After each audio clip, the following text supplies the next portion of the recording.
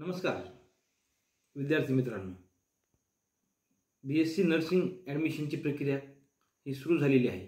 त्या ॲडमिशन प्रक्रियेच्या अनुषंगाने माहिती सांगण्यासाठी मी अनिल चव्हाण ABC काउन्सिलिंग या आपल्या यूट्यूब चॅनलमध्ये आपल्या सर्वांचं स्वागत करतो।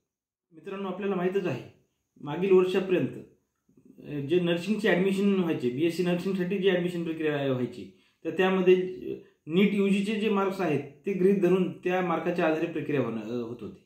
परंतु आता यावर्षी CET सेल मार्फत, महाराष्ट्र CET सेल मार्फत एक स्वतंत्र MH नर्सिंग CET 2024 ही परीक्षा घेऊन त्या मेरिटच्या आधारे नर्सिंगचे ॲडमिशन होणार आहेत।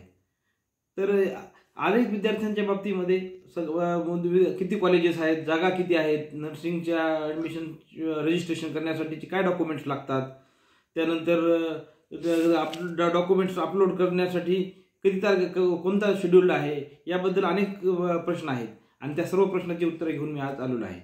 मित्रांनो, नर्सिंगचे एकूण 6 गव्हर्नमेंट कॉलेजेस आहेत। त्यापैकी नागपूरला एक आहे, एक मुंबई, एक पुणे आणि मराठवाड्यामध्ये संभाजीनगर, लातूर आणि नांदेड या ठिकाणी गव्हर्नमेंट नर्सिंग कॉलेज आहेत। या प्रत्येक कॉलेजमध्ये 50 जागा आहेत आणि एकूण 50 जागा अशा 300 जागा या गव्हर्नमेंट नर्सिंग कॉलेजमध्ये आहेत। याशिवाय प्रायव्हेट 197 कॉलेजेस प्रायव्हेट कॉलेजेस आहेत।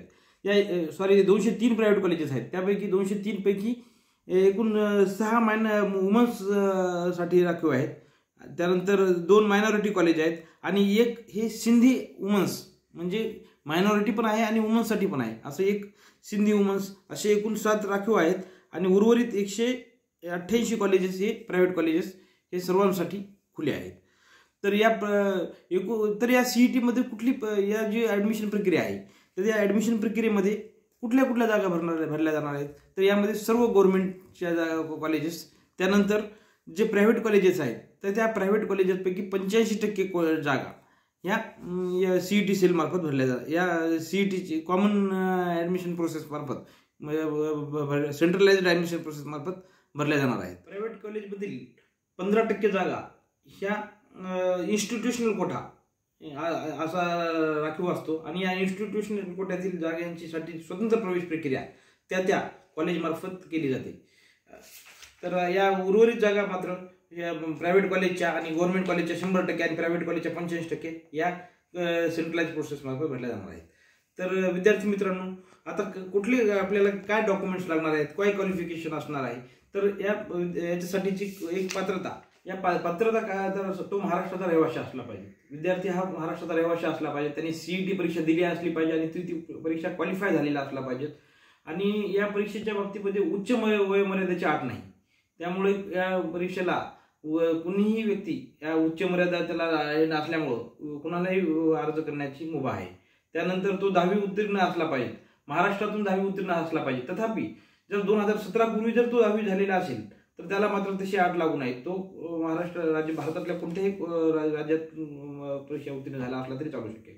त्यानंतर 12वी उत्तीर्ण असताना त्यांनी ओपन कॅटेगरीसाठी 45%, किमान 45% ॲग्रिगेट, म्हणजे फिजिक्स, केमिस्ट्री, बायोलॉजी आणि इंग्लिश असे सगळे एकत्रित मिळून, म्हणजे फिजिक्समध्ये 45, केमिस्ट्रीमध्ये 45, बायोलॉजीमध्ये 45, इंग्लिशमध्ये 45 पेक्षा वर असं अपेक्षित नाही। तर फिजिक्स, केमिस्ट्री, बायोलॉजी आणि इंग्लिश अशी मिळून 45% गुण हे सर्वसाधारण प्रवर्गासाठी, तर SC, ST आणि OBC प्रवर्गासाठी 40% गुण घेणे आवश्यक आहे। तसेच MSc नर्सिंगची जी CET झालेली आहे, तर त्या CET मध्ये EWS आणि जनरल कॅटेगरीच्या प्रवर्गातील उमेदवारांनी 50% पर्सेंटाईल मार्क्स घेणे आवश्यक आहेत। तर SC, ST आणि OBC साठी 45%ची ही अट आहे। आणि हे झालं एज्युकेशन क्वालिफिकेशन। BSc नर्सिंगची अर्ज भरत असताना किंवा रजिस्ट्रेशन करत असताना कोणती कागदपत्र आवश्यक आहेत, तर डोमासाईल सर्टिफिकेट किंवा नॅशनॅलिटी सर्टिफिकेट। त्यानंतर दुसरं ऑनलाईन ॲप्लिकेशन फॉर्म, CETचा जो आपण CETची एक्झाम दिलेली आहे तर त्याचा ऑनलाईन ॲप्लिकेशन फॉर्म अपलोड करणं आवश्यक आहे। त्यानंतर त्याचं ॲडमिट कार्ड, CET ॲडमिट कार्डाची आवश्यकता आहे। त्यानंतर रिझल्ट कार्ड किंवा रिझल्ट शीट किंवा स्कोर कार्डही म्हणू आपण, तर ते सुद्धा अपलोड करणे आवश्यक आहे। त्यानंतर फोटो आय मध्ये आधार कार्ड, पासपोर्ट किंवा ड्रायव्हिंग लायसन्स यापैकी कुठलेही चालू शकतं।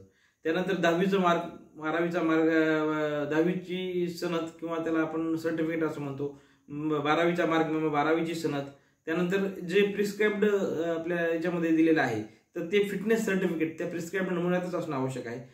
कास्टच्या विद्यार्थ्यांसाठी caste certificate, caste validity certificate आणि SC ST साठी आवश्यक नाही, परंतु OBC NT त्यानंतर SC BC यांच्यासाठी NCL ची एक आवश्यकता आहे. SBC मध्ये उमेदवारांना सुद्धा हे एक OBC आहेत असे गृहीत धरून त्यांना सुद्धा NCL ची आवश्यकता असते. तर एवढे डॉक्युमेंट्स आवश्यक आहेत. त्यानंतर जे डिफेन्स आहेत किंवा सैनिक प्रवर्गातून कोठ्यातून राखीव जागेतून भरणार आहेत तर त्यांना विविध नमुन्यातील E आणि F परिशिष्ट तसेच मधील सर्टिफिकेट आणि मायनॉरिटी कॉलेजमध्ये काही जागा राखीव आहेत तर त्या मायनॉरिटीमध्ये ज्या आहेत तर त्या कॉलेजमध्ये ॲडमिशन घेण्यासाठी ते ज्या अल्पसंख्याक समुदायाचे आहेत, उदाहरणार्थ गुजराती आहेत किंवा मुस्लिम समाजासाठी राखीव आहेत तर त्यांनी त्यांची नोंद असलेली TC ची सोबत प्रत जोडणे अपलोड करणे आवश्यक आहे. तसेच एक शपथपत्र त्यांनी अर्जासोबत जोडणे आवश्यक आहे किंवा अपलोड करणे आवश्यक आहे. त्यानंतर या सर्व डॉक्युमेंट्सची पडताळणी ॲडमिशन झाल्यानंतर कॉलेजमध्ये केल्या जात असते.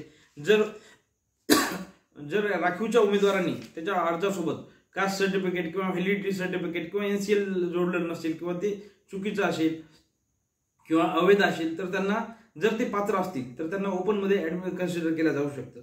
परंतु जर ते ओपनमध्ये कन्सिडर करण्यास पात्र होत नसतील किंवा ओपनच्या मेरिटपेक्षा त्यांचे मेरिट जर कमी असतील तर ते मात्र प्रवेश प्रक्रियेतून बाहेर पडत असतात.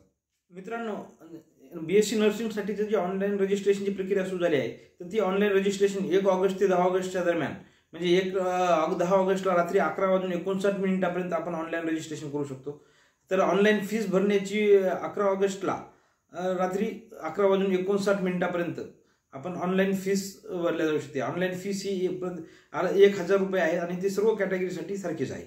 त्यानंतर डॉक्युमेंट अपलोडिंगची जी वेळ आहे तर ती डॉक्युमेंट अपलोडिंगची ऑनलाईन फीस भरण्याची जी वेळ मुदत आहे त्या वेळेपर्यंत, म्हणजे 11 तारखेला 11 ऑगस्ट पर्यंत, 11 ऑगस्टच्या 11:59 आपण ऑनलाईन डॉक्युमेंट सबमिट करू शकतो. आणि मेरिट लिस्ट जी लागणार आहे तर ती 12 ऑगस्ट रोजी लागणार आहे. मित्रांनो, हे आहे, याबद्दल आपल्याला आता माहीतच आहे की अलीकडच्या काळामध्ये BSc नर्सिंगवाल्यांना किंवा BSc नर्सिंग ज्यांनी कोर्स कंप्लीट केलेला आहे त्यांच्यासाठी अनेक प्रकारच्या संधी मोठमोठ्या हॉस्पिटल्समध्ये उपलब्ध आहेत. त्यामुळे या सर्वांसाठी ही एक उपयुक्त माहिती मी सांगण्याचा प्रयत्न केलेला आहे. जर आपल्याला हा व्हिडिओ आवडला असेल तर लाईक करा आणि चॅनलला सबस्क्राईब करा. धन्यवाद.